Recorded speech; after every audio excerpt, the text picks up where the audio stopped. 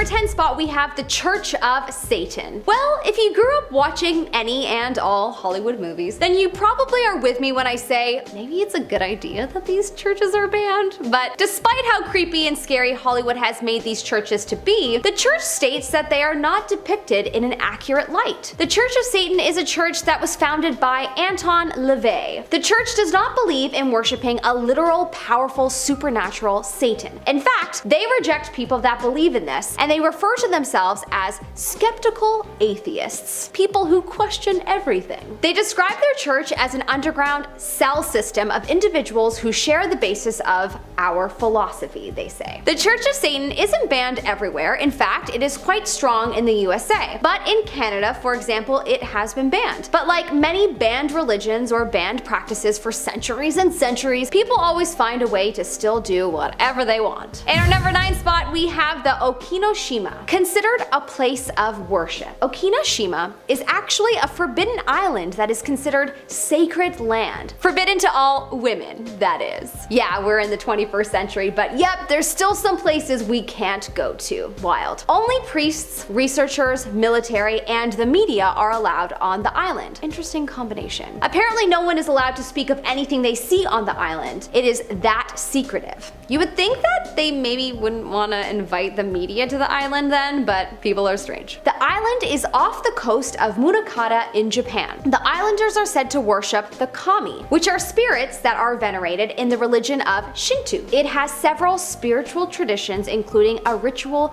purification. This must be performed by undressing and bathing in the ocean. Archaeological evidence suggests that religious rituals have been performed there since the 4th century. So interesting. Too bad I could never go there because the idea of getting to see such a spiritual place is such an exciting thought. In our number 8 spot, we have Christianity in China. It is not unknown that China operates under a communist regime, so it will probably not surprise you to hear that in 2014, crosses on Christian places of worship were being taken down and the people were discouraged to not go there. Of course the people did anyway, and they even held an overnight vigil before the police arrived. Apparently in 2014, in the town of Wenzhou at the Longgang Township Gratitude Church, the public security officials took down the 10-foot crucifix above the church. The congregates didn't resist this action, but of course it must be extremely hard for them to know that their own people will not support their right to worship. This has happened in many towns in China over many years, and as of today, I wonder if they are still against Christianity, or more specifically, the cross symbol. If there's anyone watching who knows the answer, I would love to know in the comment section below. In our number 7 spot, we have Eritrea. Often referred to as Africa's North Korea, Eritrea has some pretty harsh viewpoints when it comes to Christianity. It is said that its president, Afwerki, has overseen a volatile authoritarian regime that rests on human rights violations. Christians that are not a part of state-approved churches are actually considered a threat to the country and an agent of the West. I've heard this so many times before. Perhaps there is something us Westerners are missing that everyone else sees. What do we believe in that is such a threat to a whole society? What do we know that makes us a threat? In the summer months of 2019, over 150 Christians were arrested. Over 70 prisoners were being held in a type of prison where they are sent to an underground tunnel where they are forced to work and dig. Christians in this country have been fleeing over the last few years due to the violence and imprisonment. In our number 6 spot, we have St. Mary the Virgin, Clophill, England. Not so much banned as it is abandoned, but considering the spookiness that seems to go on at this church, I'm banning you from ever going to check it out. Unless you're a ghost whisperer. Research purposes are allowed. Just joking, go at your own risk. This church is extremely old, being built in 1350. The locals of the town believe the church to be haunted by the devil, as the altar is facing the southern direction, which is commonly known as a symbol of hell. On another note though, people have reported ghost hauntings and satanic presence in the church, so perhaps it is the entrance to hell. Regardless, people are told to be weary of the church, but I'm sure teenagers still go there and hold seances. I would. In our number 5 spot, we have the Church of Mary of Zion. This isn't a church that is fully banned, but it does have a part of it that has been forbidden for centuries. This is a church that claims to hold the Ark of the Covenant. The Ark of the Covenant, or otherwise known as the Ark of God, is a very sacred sacred relic of the Israelites. The area that it is being held in is banned and forbidden to any regular person. It's apparently kept in this church in the city of Axum, but there have been rumors that it was moved. Regardless, it is extremely guarded, and the monks that guard the treasure have been trained to kill with their bare hands. Okay, yeah, that's terrifying. They just sound like FBI agents. I bet they are, just dressed as monks. Anyways, the secrecy around the object has made it hard for archaeologists to confirm that it is indeed real. Apparently though, a historian once said that after viewing it, they concluded that it was a replica. But I wonder how much of that is real and how much of that is just to try to get people off the trail of wanting to see it. I doubt it would be highly protected if it wasn't real. Coming up at our number 4 spot, we have the Oradour Church in France. This is a church that has a very deadly past, and so be cautious if you go there. You have been warned. So much loss of life took place in this church that it is believed to be haunted, and many warned to not go near it for that reason. The town experienced a very deadly massacre in World War II, and specifically this church took a hit. A horrific tragedy that even though it's been many years later, the energy probably still lingers. So I ban you from going there, unless it's for educational reasons once again, then fair enough. But man, there are definitely ghosts, and I would not want someone to feel the sadness of wars past. The site is still the way that it was after this horrific day, but apparently there's talk that a new church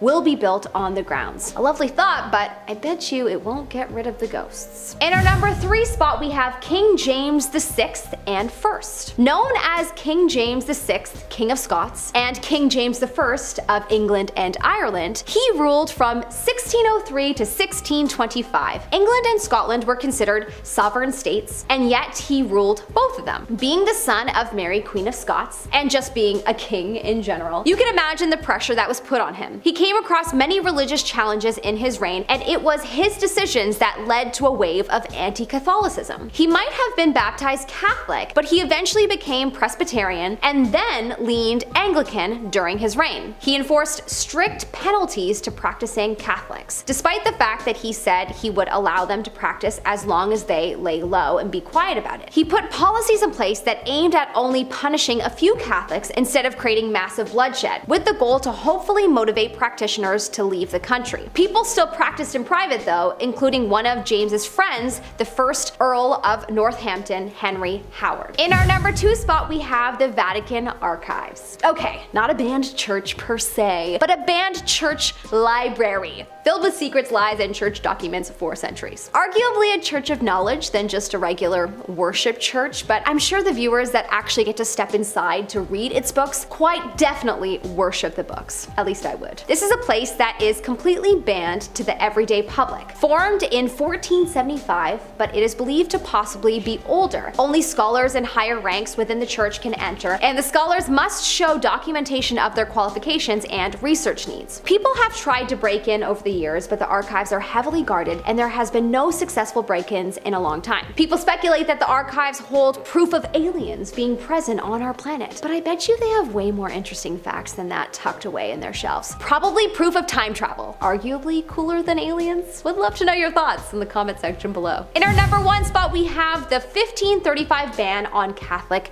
churches. As a direct response from wanting to divorce his wife, but not being allowed to, King Henry VIII of England decided to declare himself to be the only supreme head on earth of the Church of England in place of the Pope. Talk about ego. Anybody that continued to stay devoted to the Catholic Church was executed and considered martyrs to the faith. Any act of allegiance was considered treason. It wasn't until after his passing that his daughter, Queen Mary I, decided to reinstate Catholicism as England's state religion, only to have her actions reversed by Queen Elizabeth I, who would physically punish anyone who didn't attend Anglican church services, and of course, there were still a fair few that still did. Alright, coming in at number 10, we have St. Mary the Virgin Church in Clophill in the United Kingdom. She may lay in ruins, but the chances are that this dilapidated building will ruin you. Sitting quiet in the sleepy old English village of Clophill, there is said to be a force of evil here. Blimey. Laying abandoned and in ruins is the Church of St. Mary the Virgin, built in 1350. Interestingly, the church's altar faces south, towards hell, rather than the traditional east, which is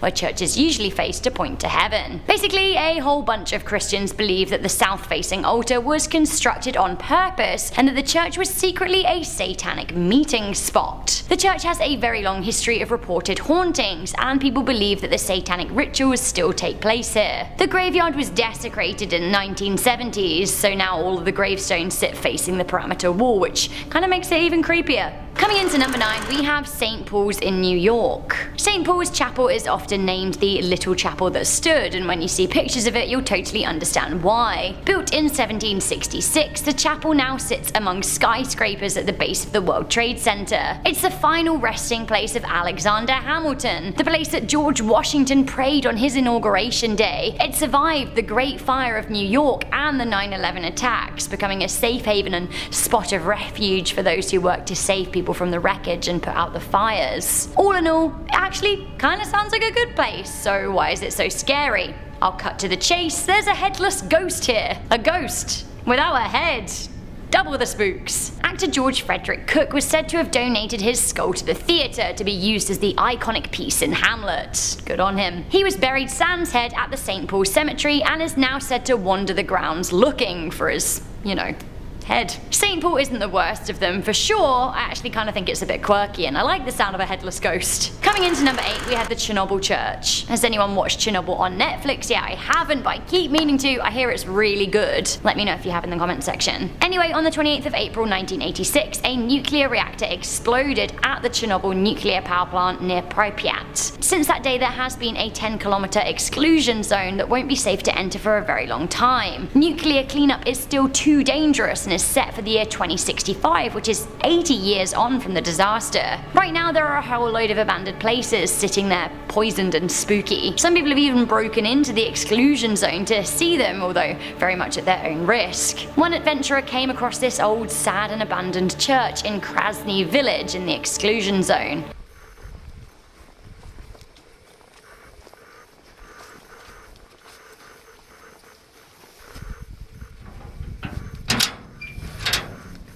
Yikes! Abandoned and radioactive. Do you want to have a look inside? Of course you do!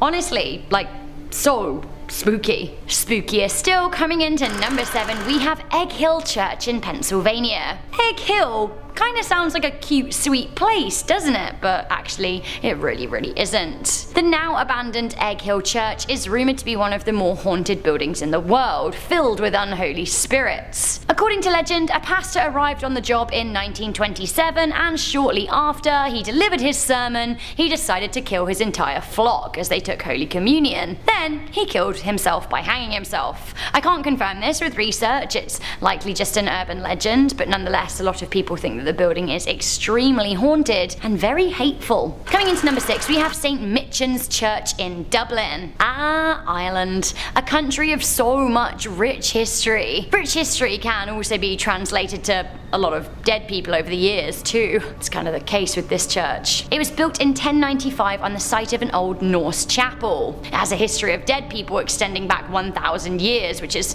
bound to give a place a certain vibe. The church was rebuilt in 1686 and a large pipe organ was installed. Apparently Handel is said to have first played his Messiah. Despite the change in building structure, the crypt remains the same. Now the crypt is made of limestone, which is perfect for preserving mummies. Amongst the bodies in the crypt are an 800-year-old crusader, a 400-year-old nun, 2 brothers who took part in a rebellion against the British, a thief identified by their missing hands. Fact for you, up until July 2017, visitors were actually allowed to touch the mummies. Oddly, while the crypt is really good for preserving human remains, it seems that the wooden coffins that they're buried in just keep bursting open and exposing bodies. Ugh. Sadly, in February 2019, the crypt was broken into and bodies were assaulted. The head of the crusader was stolen and the nun's body was chopped and decapitated. Another body was turned over in its grave. So who would disrespect the dead like this? We don't know, but luckily the crusader's head was eventually found and returned to the body. But I'm thinking, there are some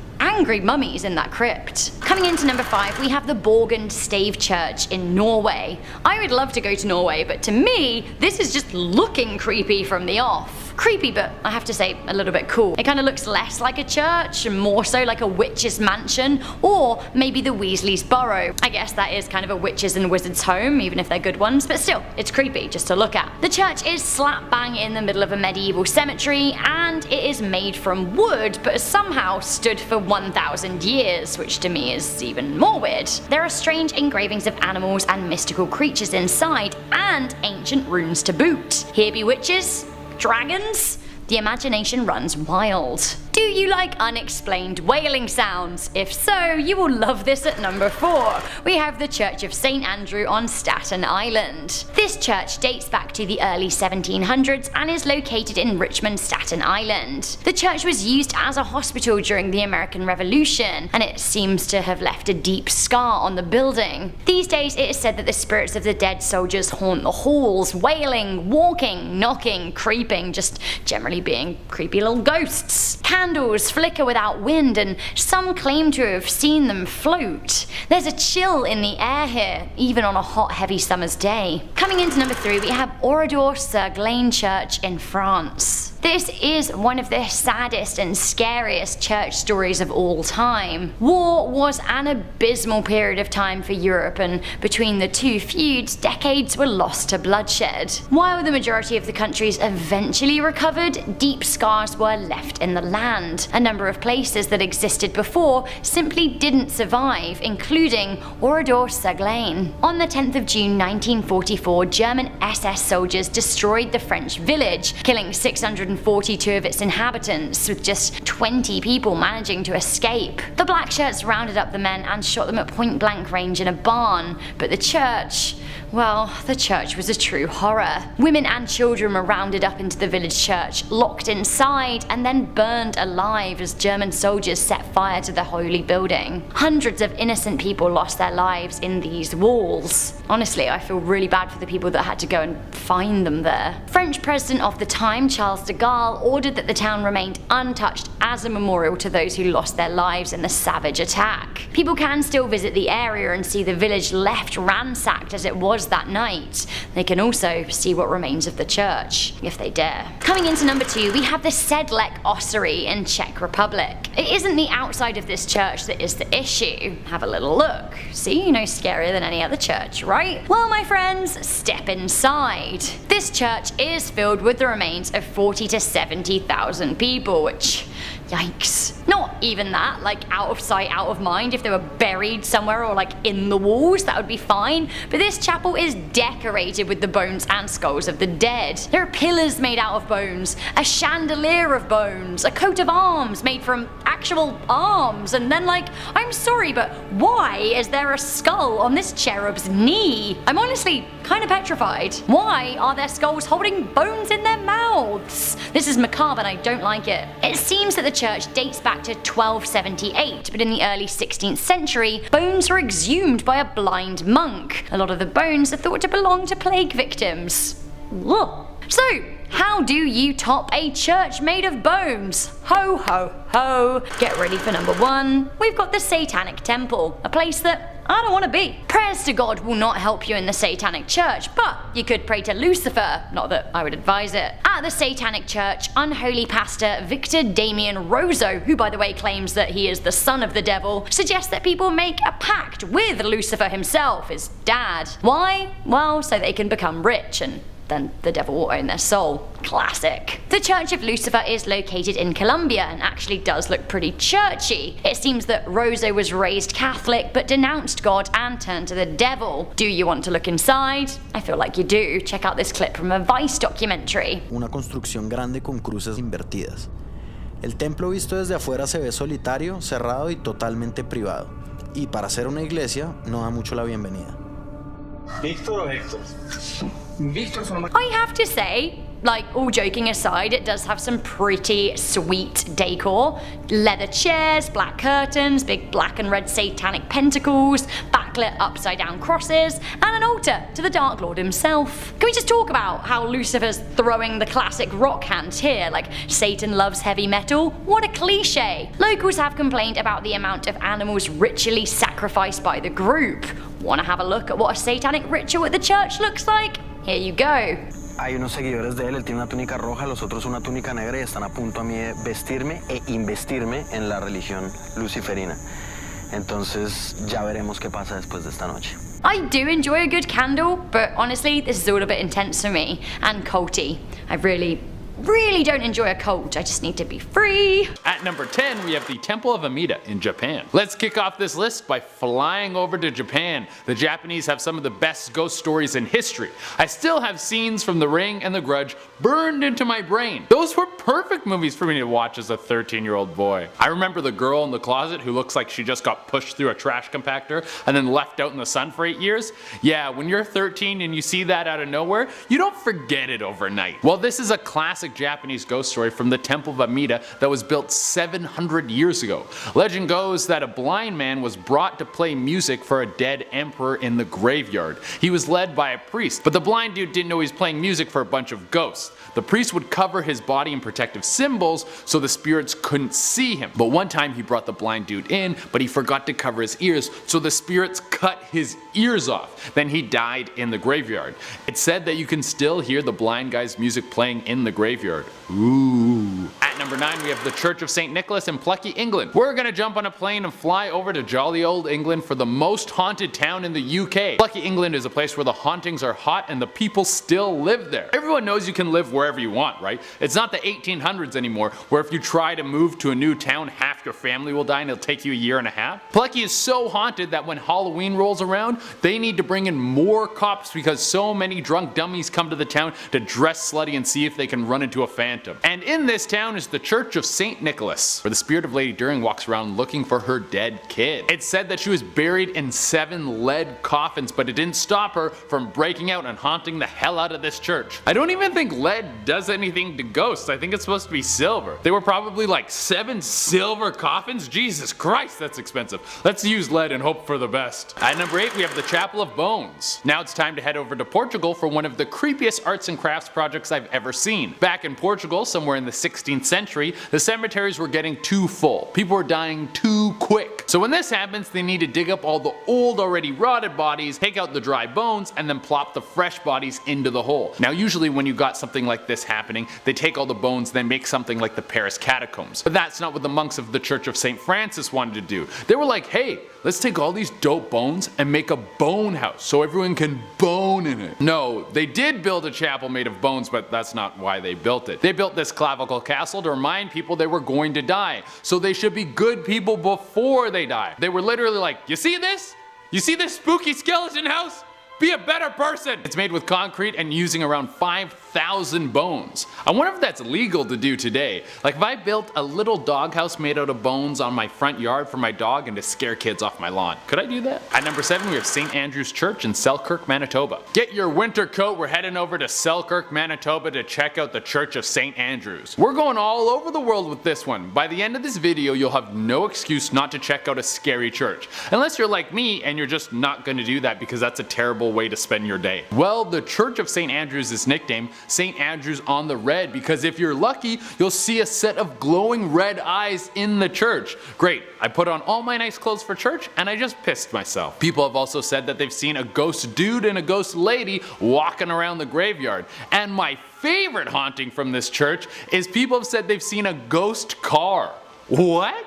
I didn't know ghosts could have cars. This might be the only ghost with a car. If this is true, this guy for sure bangs. If you're the only dude in the afterlife with a ball and ride, you're getting laid. Dude, this ghost is probably just riding past the cemetery to pick up chicks. This dude could be driving the only Phantom Rolls-Royce Phantom. At number 6, we have the St. Mark's Episcopal Church in the UK. Back to England, guys. It's apparently the bell tower of this haunted church that is the hotspot for supernatural activity.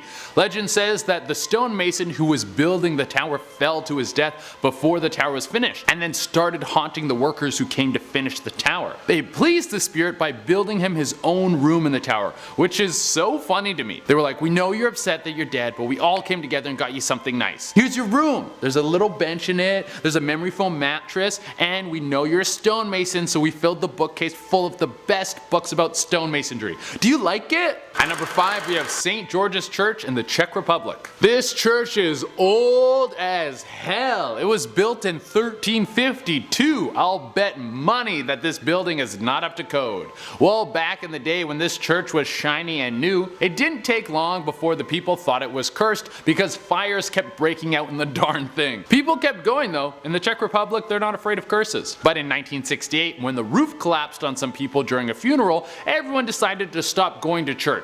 Kinda. They held mass outside. These guys really love God. Because there was now a massive hole in the roof, the townfolk needed to find a way to fix it.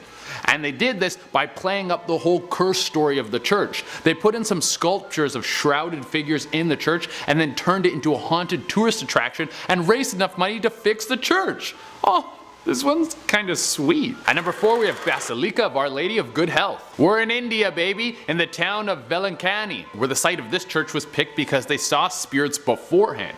They wanted the church to be haunted even before it was built. Interesting choice. There's several ghosts who have been walking around this place, primarily one of a woman and her young child, who people think is Mother Mary and Jesus himself. People have even said that they've been healed by these ghosts, but I think they're probably liars. At number 3, we have the Church of Bones. Another church covered in bones. Bricks must have been expensive back then. Well, this one is way crazier than the Bone House. It all started in 1278 when an abbot came to the spot where the church stands today with a handful of dirt. He said the dirt was from the site where Jesus was crucified, and then he dusted the land with it. Then everyone in Europe wanted to be buried there. It was the place to get buried, baby. So there were a ton of bodies there. Then in the 1800s they wanted to build a church there, so they had to dig up all the bodies, and it was one dude's job to stack all the bones. He made 6 pyramids of bones from 70,000 people. The bones were later used to decorate the whole church. There's a chandelier in there that has every bone from the human body. At number 2, we got Old Rock Church in Texas. We made it to America, where this little abandoned church is still a happening place.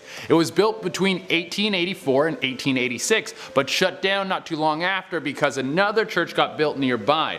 But that didn't stop this place from being a hotspot, because apparently ghosts still go there, especially on Sundays. This new church may have had a fresh coat of paint, but the Old Rock Church had followers so devoted they still came to church after they died. People have seen all sorts of ghosts and lights coming from this church, but the craziest haunting that happens there is when people hear a full choir singing. Damn, this place is lit!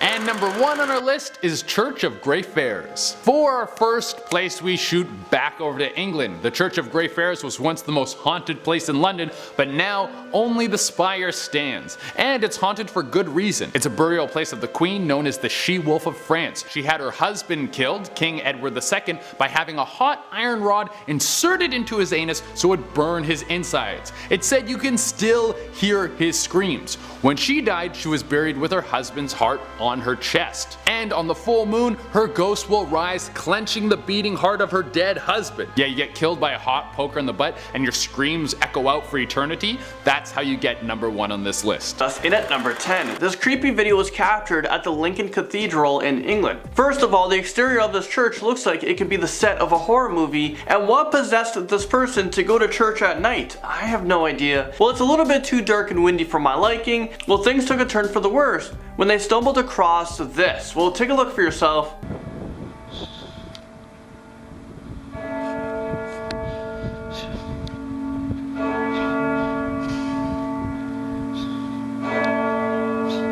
Okay, did I see that right? It looks like a face is protruding from the wall, and then all of a sudden it disappears when the cameraman went to investigate it. I'd be getting the heck out of there, and I'd probably never return to that church ever again. I'd probably have to make a pit stop to another church because I have to do some Hail Marys after seeing that ghost head. A creepy art project is up next at number 9. The St. George Church was left abandoned after the roof collapsed. The locals in the area saw this as a bad omen, so they didn't even want to repair the church. But I guess an art student took it upon themselves to fill in the pews with creepy ghost figures instead. Take a look.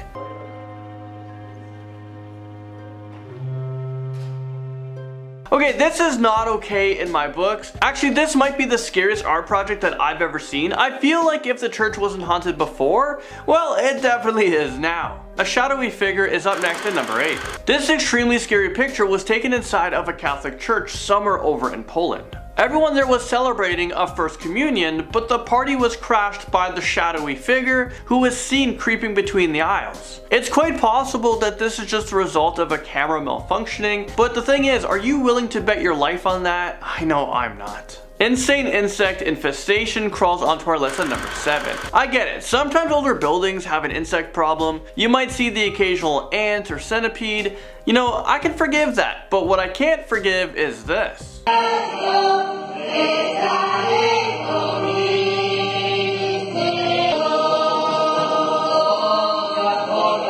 Is this real life right now? Is this the only church in town? Why are people content with this? How the heck can you be singing at a time like this? I mean, you all need to bathe in some holy water and all stand in front of a strong fan to get all of those termites off of you. This is not okay. I'm pretty sure this church needs an exorcism and an exterminator at the same time. Number 6, the man with glowing eyes. During a service at a church, someone accidentally captured this picture of a man with some pretty unsettling eyes. Some people are even saying that this creature isn't even human, while others think that he's wearing glasses and it's just the light reflecting off of them. I honestly don't know what to believe. He kind of looks like a gnome from hell, and those people in the church might be in a whole lot of trouble. But did you guys also notice there's a weird floating object hovering over the guy next to the gnome? I mean, what the heck is going on in this church? I think everyone inside needs to be blessed. Bringing us to number 5, we have a ghost spirit caught on camera. A paranormal investigation team were exploring an old abandoned church in England, well, when they stumbled across this eerie sight.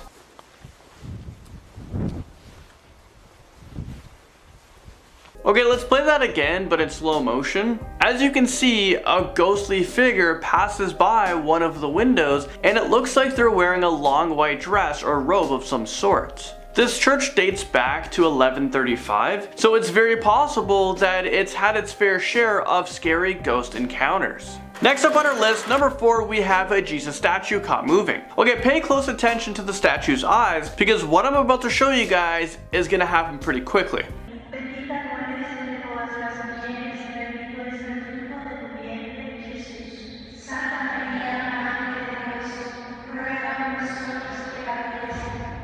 Okay, let's play that again, but in slow motion. How the heck did the guy filming this have no reaction whatsoever? I'm completely traumatized, and I wasn't even there for that. I feel like Jesus was staring into my soul, and he didn't even like what he saw, so he just closed his eyes. This statue of Jesus Christ is located inside of the church in Mexico, and since this video was released, thousands of people have been going to this church to watch the statue move for themselves. But I'm pretty sure a moving statue would just deter me from ever visiting it. A ghost makes an appearance at a shrine, and this takes us to number 3. This next clip I'm about to show you guys was taken in a church over in Ireland. This church houses the national shrine of St. Oliver Plunkett, who was an Irish saint who was condemned to death. And that was although he was completely innocent. So you're gonna see his cell door and possibly St. Oliver Plunkett himself. Watch. This is the door of the cell in Newgate Prison, where St. Oliver Plunkett was in prison for 8 months. He's a very interesting figure, because he was... Okay, no, you're not crazy. I think I saw him as well. So it could be possible that his spirit is still attached to the cell door, or could something more sinister be going on here? Well, you know what? I'll let you guys be the judge of that. Jesus is caught moving again, and this takes us to number 2. Seriously, what is up with all these moving Jesus statues? Stop it! I'm really not okay with this, but you guys clicked on this video, so you know what? Here's another scary clip for you. Reconozcan al Señor Jesús como el Hijo amado, que el Padre ha enviado para salvación de todos. Okay, what did I just watch? This is the reason why I don't go to church? There's too much scariness happening there. I think I'm developing an irrational fear of Jesus statues. I thought church was supposed to be a safe place, but instead of being comforted, I'm being tormented. Dark shadowy figure creeps onto our list at number 1. Well, take a look at this picture right here. It looks like the church might have a demon problem, maybe multiple demons. I don't know what's worse, those termites that we just saw or this devilish demon. And I can't even make out what this thing is. It looks like he has really long arms and legs. Maybe he's a spider demon. Well, whatever he is, I never want to see him in the flesh because I honestly don't think that I would be walking out of that church alive. Starting off in our number 10 spot, we have St. Michan's Church in Dublin. This may be a church surrounded by the artsy urban setting of Dublin, but if you go deep inside the church, you will find mummies. Yep. Mummies. Its limestone vaults keep the air dry, which makes it the perfect holding area for preserving them. The church was built in 1095. Yep.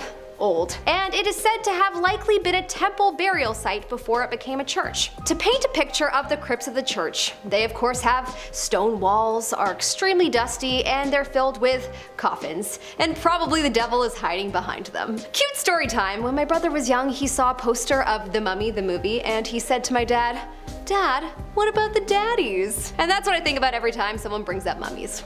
Ah, my brain. Coming up in our number 9th spot today, we have the Duomo of Cosenza, Italy. We were bound to have one church from Italy in here, as, well, Italy is seemingly only churches.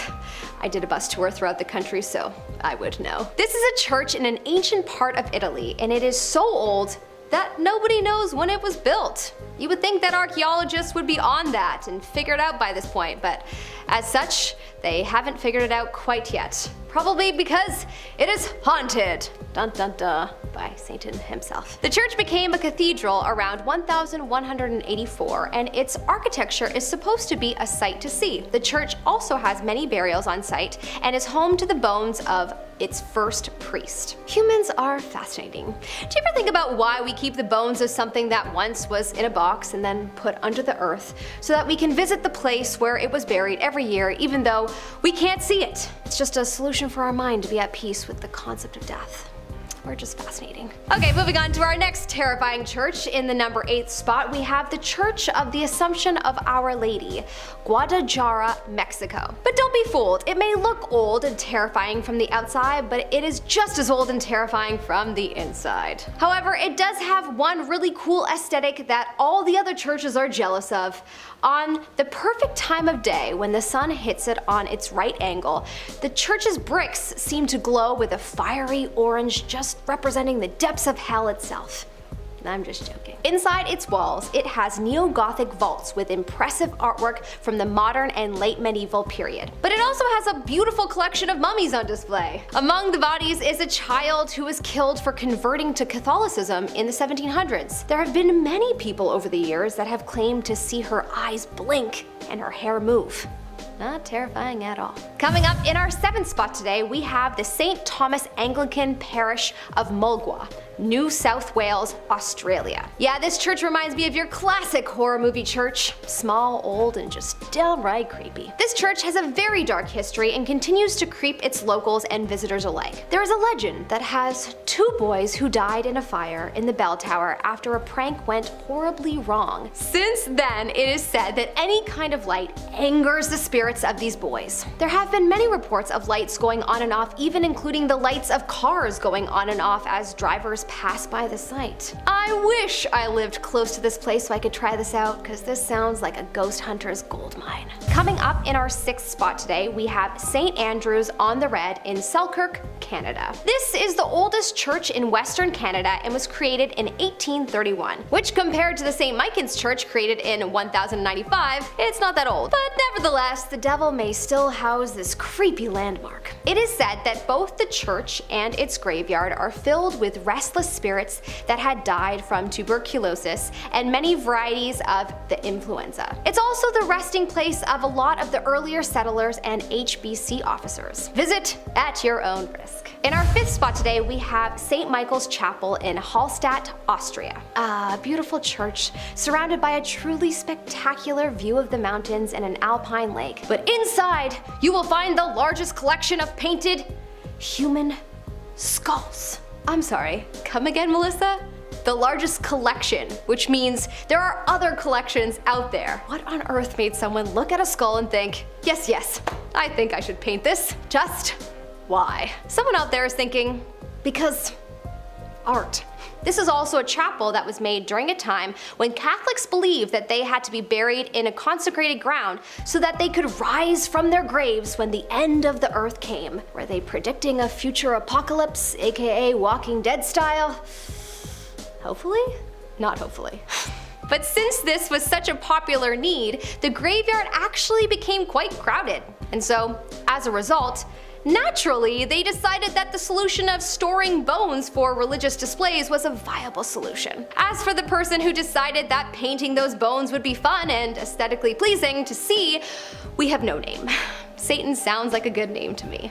In our fourth spot today, we have St. Paul's Episcopal Church in Key West, Florida. This beautiful white church may look sparkly and alluring from the outside, but you should know better by now. It's only so new because it's been rebuilt so many times, because it is cursed. The site was once a Seminole burial ground, and then the land was privately owned by the Fleming family before the church was built. It became a church as a result of the Fleming widow being assured that her husband's remains that were buried on the land would not be disturbed. But of course that promise was broken, and as a result, the ghost of John Williams Charles Fleming still haunts the site. I would have thought that it would be her that would haunt the site since it was her promise that was broken, but maybe that's just me. Coming up in our third spot today, we have the Norwich Cathedral in England. Built in the year 1096, this church has a very Gothic but yet Romanesque look. The area around this church is almost 1,000 years old, and as you can imagine, there have probably been a lot of ups and downs within these years. As a result of such a turbulent history, it is believed that there are many spirits wandering the surroundings. Some believe it to be previous bishops and priests and possibly nuns, and some believe it to be people who were burned at the stake. Personally, I think it's the latter. If I were burned at the stake, you better believe I'm coming back to haunt you. Gosh, I'm so glad to be living in 2022. In our second spot today, we have the Rosslyn Chapel in Scotland. Known for having the finest architecture in Scotland, the church was founded in the 15th century. There are many ghostly legends surrounding this church, including the White Lady, who was believed to have been cursed by an evil spirit and is waiting for her knight to save her. People have said to have seen a barking dog spirit and the ghost of many monks walking around. People that have worked on the building, especially in the crypt, have vowed to never work there ever again. So that's saying a lot. I mean, if I were going to pick a place that I would think the devil would be wandering in, this would be it. Finally, in our first spot today, we have a personal favorite of mine, the Church of Our Lady Before Tin in Prague, Czech Republic, or more commonly known as the Devil's Church. Yep, if that doesn't tell you everything, then I'm not sure what to tell you. I have actually personally visited this church and the underground of this church, and I have to say, it is truly anxiety-provoking. This church is a beautiful landmark in the center of Old Town Prague. Created in the 14th century, its look is quite the reflection of the times. Intimidating. Inside its walls are altar paintings and old Baroque designs. But of course, it is also the home to many tombs and burials and dark secrets. Some say many brutal killings and hangings have happened in and around this church. Makes you ask the age-old question, what is the point of worshiping the Bible if you ain't gonna practice its teachings? Humans are a mystery to me. Starting off this countdown, we have absolving sins with money. Basically, back in the day, the Catholic Church told people that they could absolve their sins and get a ticket to heaven if they just paid them. Like, you were paying the church for forgiveness. Sorry, that's not how these things work. It also got to the point where people were paying for future sins. Not only that, they claimed that for a fee, relatives could get their deceased loved ones out of purgatory. And people fell for this all. all. Not only that, but poor people thought that they were screwed. They're like, if we sin, it's over. We can't afford to pay to get our sins forgiven. I wouldn't be surprised if the rich went around committing crimes and killing people, then being like, here's some cash, I'm all good now, thanks. In our 9th spot, we have imprisoning Galileo. In 1663, Galileo was like, science is greater than God. He also said that the sun was the center of the universe and claimed that the earth moved around it. I mean, he was onto something there, but just, he was slightly off. Anyways, the church didn't like these claims because it conflicted with the teachings of the church, so they imprisoned him. He was imprisoned in his home for years. I mean, they threatened him with torture, imprisonment, and even being burned at the stake, so let's just say he got off easy compared to those other punishments. It wasn't until 350 years later did the church be like, okay, yes, we agree, Galileo was onto something. Moving on to number 8, we have cutting funding. For years, the church gave thousands of dollars to a non-profit organization, Cathedral, that would help Hispanic immigrants get access to healthcare, among other things. That was until they found out that Cathedral supported a gay and lesbian rights group. So the church cut the funding to this company for their connection to the LGBTQ2S+ community. They're not the only group that the church has done this to though. No, apparently, and I quote, since 2010, 9 groups from across the country have lost financing from the campaign because of conflicts with Catholic principles. Moving on to number 7, we have the gay clergy member. In 2018, a secret Catholic group came forward claiming they had information all about their clergy member, Monsignor Jeffrey Burrell. They claimed that he was using the gay male dating app Grindr and would visit gay bars weekly. Now let me just say, there's nothing wrong with being gay. What's wrong is shaming this poor man and outing him, and the poor man had to resign. Obviously, this is something the Catholic Church doesn't want us to know. Why? Because they say homosexual acts is immoral and contrary to the natural law. They also say homosexual tendencies are objectively disordered. And they also preach celibacy. So having a clergy member that is gay is highly controversial for them, and they tried to hide it. A lot of Catholics were outraged when word got out. Scariest part is how they found out about Jeffrey in the first place. Apparently the group was tracking his movements based on the apps he was using. Pretty terrifying and also very, very wrong. Moving on to number 6, we have Joan of Arc.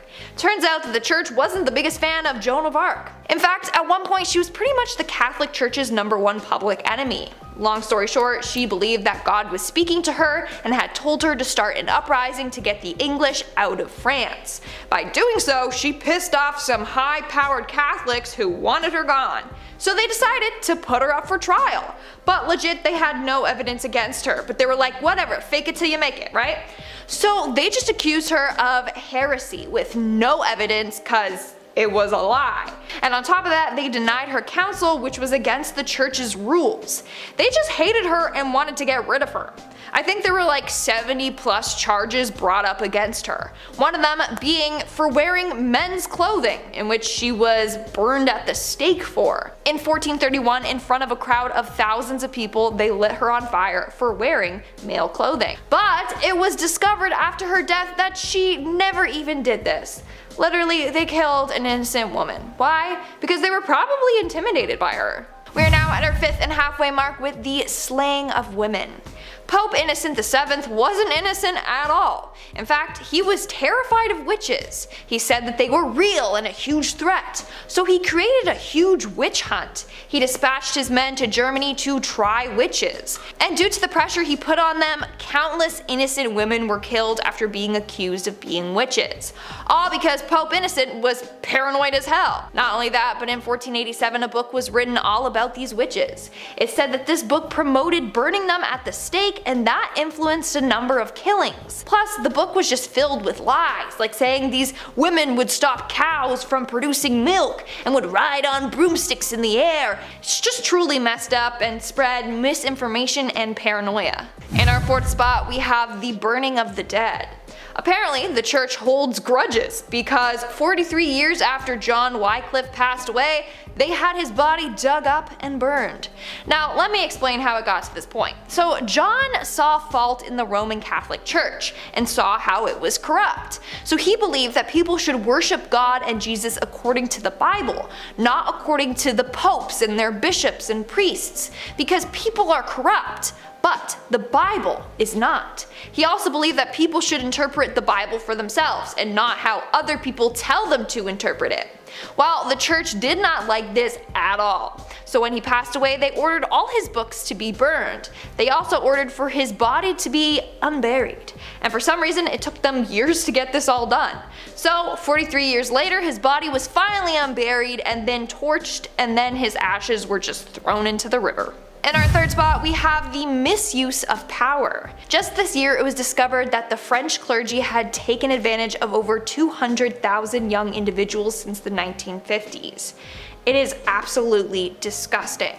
The height of this happened between the 1950s to the 1970s. That's when most of the cases were discovered.